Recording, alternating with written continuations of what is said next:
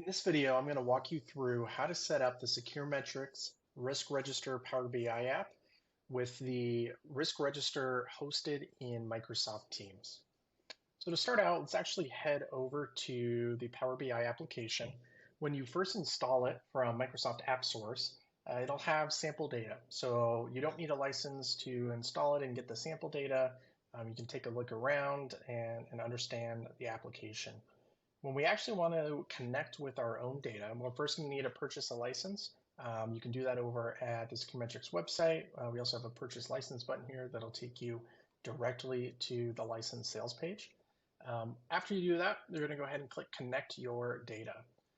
When we do that, we're going to need two pieces of information. The first here is just called URL, and that is the URL of wherever we're hosting the Excel risk register. We can host it in multiple places, such as SharePoint, OneDrive. In this specific video, we're going through Teams. If you want to find out how to host it in OneDrive or SharePoint, check out those videos. I'll make videos on how to configure it with those two hosting options as well. The second thing we're also going to need is our license key. The license key is provided to you on the web page right after you purchase a license. It'll also be sent in an email to whatever email actually registered for the license. And so if you're already gone from that web page and you didn't save your license key, check your email and your license key will be found there. The first thing though is let's go ahead and get this Teams URL. I'm going to open up Teams here and we can see I'm in a team here. I'm in a channel, the general channel in this example, and under files here, I've hosted that Excel risk register. Because it's here, we can collaborate across our team. Other folks can contribute to the risk register. We can keep a live updated copy of it here. And so really great for collaboration on the actual risk register. To get that URL, we're going to click on the three dots here, and we're going to open it in app. And this will actually open it in the desktop Excel application. I already have it open here.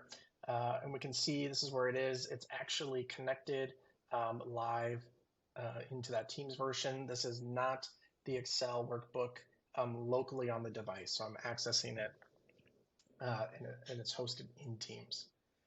In order to get the URL, we're going to go over here to File. And in our recent, we can see the file we opened. We can see where it's hosted. This is the name of the team it's in. And it's in the general channel. We're going to right click on this and there's an option here called Copy Path to Clipboard. We're going to select that. Let's head back over to our application and under URL here, we're going to paste that URL. Stop. I want you to notice that there is this question mark web equals 1 at the end of here. They add that to the URL for whatever reason, but we do not want it. So make sure to delete that. The URL here should end in .xlsx. The next thing we're going to need to do is enter your license key. I'm going to pause the video for a second and put the license key in. After you copy that license key in, go ahead and click Next, and I will catch you in the next step. All right, so I just put my license key in. The last thing we're going to have to do here to configure it is connect into two different data sources. The first one here is the actual SharePoint site. So go ahead and check what URLs. Sometimes they'll have you authenticate to a different one first for some reason. This one, this URL here is the actual risk register that we're authenticating to in Teams.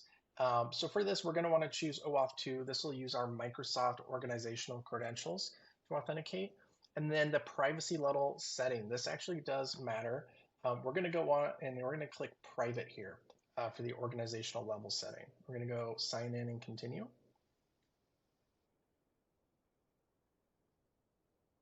All right, so it pops up the Microsoft sign in here. I'll just go ahead and sign in to my account. And then the other one it's going to want us to authenticate to is this azure.com address. For this one, make sure to set the privacy level setting to private as well. This is really key.